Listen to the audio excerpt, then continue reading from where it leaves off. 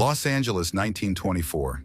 In the heart of the Country Club Park neighborhood of Los Angeles stood a mansion, a grotesque monument to a past long buried. The Rosenheim Mansion was an imposing structure, its tall spires rising like claws against the smog-ridden sky.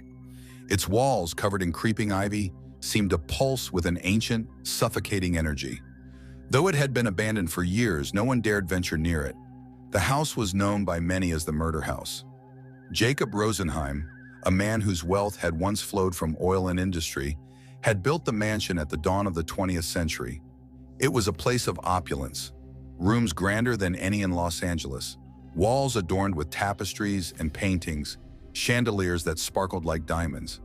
But Jacob's wife, Eleanor, had vanished one night in 1904, leaving behind only a bloodstain on the grand staircase, a stain that would never wash away. People talked about the curse that hung over the house, a curse that reached out from its darkened halls and claimed anyone foolish enough to call it home. Since Eleanor's disappearance, a string of mysterious deaths followed, the deaths of those who dared occupy the mansion.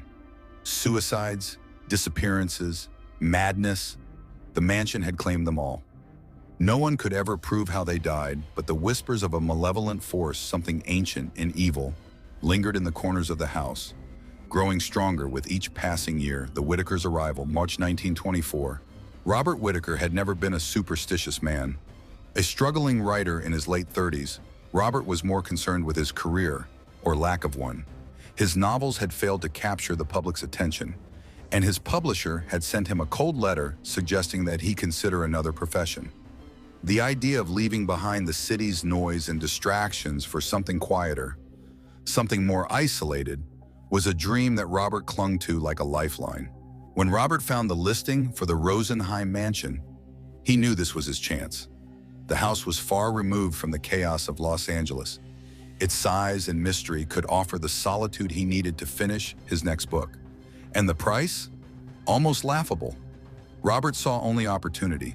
Claire, his wife, was more hesitant. She had always been intuitive, more in tune with the unseen world. She had heard the rumors, the chilling stories about the house, and although she didn't believe in ghosts, she couldn't shake the unease that wrapped itself around her heart the moment she saw the mansion. Still, she trusted Robert, and when he insisted it would be a perfect writing retreat, she agreed to the move. Their first night in the mansion, late March 1924. The first night in the mansion felt like stepping into another world, one that was older, darker, and more suffocating than anything they had ever known. The house seemed alive, its wooden floors creaking underfoot like a waking beast, the walls whispering as though they carried the secrets of 1,000 forgotten souls. Claire immediately felt a heaviness in the air, as if the house itself was watching them, waiting. Robert, on the other hand, was thrilled. He had his writing desk set up in the study, his typewriter clicking away furiously. The walls of the room were lined with old, dark bookshelves, filled with books that hadn't been touched in decades. He'd begun to write almost immediately, the words flowing from him faster than he had expected. But Claire couldn't focus. She wandered through the house, her footsteps echoing in the empty, cavernous rooms. Each room seemed to hold a part of the mansion's haunted past, and the deeper she went, the more she felt like an intruder in a place that did not welcome her. That night, as Claire lay in bed, trying to sleep, she heard it. A soft sound, like footsteps. She turned over, glancing at Robert, who was still hunched over his typewriter in the study. He hadn't heard it.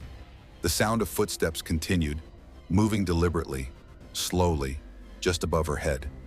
Claire held her breath, listening.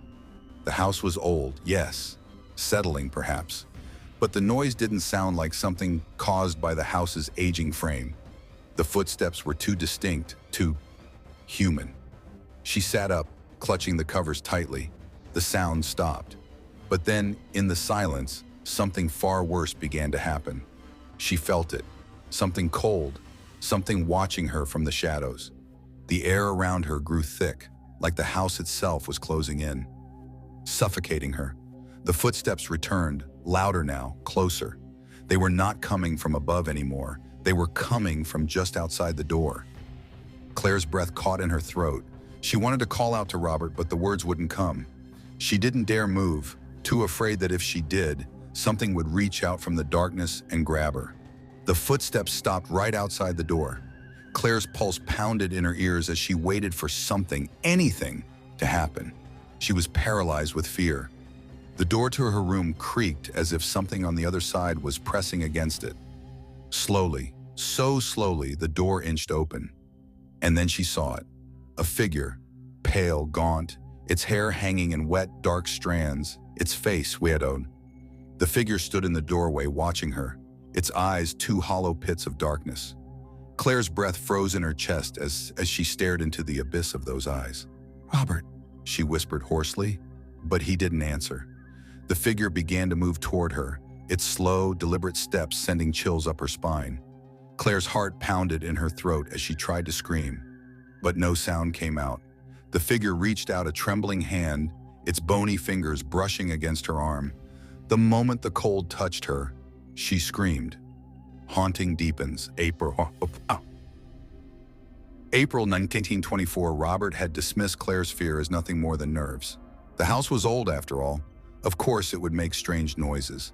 But Claire knew better. She couldn't explain it, but every inch of her skin told her the house was alive and it was hungry. The days became more unbearable as time passed. The nightmares grew more vivid. Claire dreamed of a woman, Eleanor Rosenheim. Her face was twisted in agony, her mouth frozen in a silent scream. Eleanor would reach out to her, her fingers long and skeletal, always just beyond her grasp. Claire would wake, gasping for air, drenched in sweat. But the dreams didn't stop there. One night, Claire woke up to find herself standing in the hallway, her heart racing, her mind foggy. She had no memory of getting out of bed. The house was silent now, but Claire could feel the weight of something watching her, something waiting. As her eyes adjusted to the darkness, she saw it again. The figure, standing at the end of the hallway, just like the night before. The woman in white, Eleanor. Her body was translucent, her hair wet and hanging in front of her face. She stood in a pool of shadow, her empty eyes fixed on Claire. For a moment, Claire couldn't move. The air was thick, suffocating. The longer she stared at the figure, the more she felt herself slipping away, like her very soul was being drawn into the woman's hollow gaze. Then in the blink of an eye, Eleanor vanished. But Claire knew she hadn't imagined it. The house had taken another piece of her sanity. The unraveling. May 1924. Robert began to change. The longer they stayed in the house, the more withdrawn he became. He spent long hours in the study, staring at his typewriter as though something was controlling him. His writing grew more erratic, more disturbing. He muttered to himself, his eyes wide, bloodshot. One evening, Claire found him sitting in the study, his hands trembling over the typewriter. His latest manuscript lay on the desk, pages and pages of dark, twisted thoughts. He looked up at her with wild eyes. "It's not me, Claire. It's not me writing. It's the house. It's pushing me. It won't let me go." The realization hit Claire like a ton of bricks. Whatever dark force haunted the house was now inside Robert's mind. It was feeding on his fear, twisting his thoughts. But before Claire could say anything, Robert stood up suddenly, knocking over the chair with a crash. He grabbed her by the shoulders, his breath hot and frantic against her face. "We need to leave," he whispered. "But it won't let us leave. It's too late." And in that moment, Claire understood. The house had claimed them both. The final night, June 1924, the last night in the mansion, was the most terrifying of all. The house was alive, its walls whispering, the floors creaking as if something was crawling beneath them. Robert had gone mad, completely and utterly. Claire knew they wouldn't survive much longer. That night, she ran. She fled through the house, through its darkened halls and twisted corridors. Behind her, Robert's voice echoed, a low, guttural sound, pleading with her to come back. But the house wasn't finished yet. It wanted her to. As she ran, the mansion seemed to shiver around her.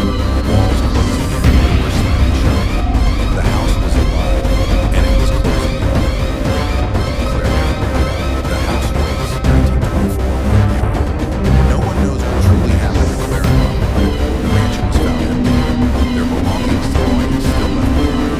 But the house had claimed her body and soul. The Rosenheim Mansion stands still, waiting for its next victims. The house has tasted their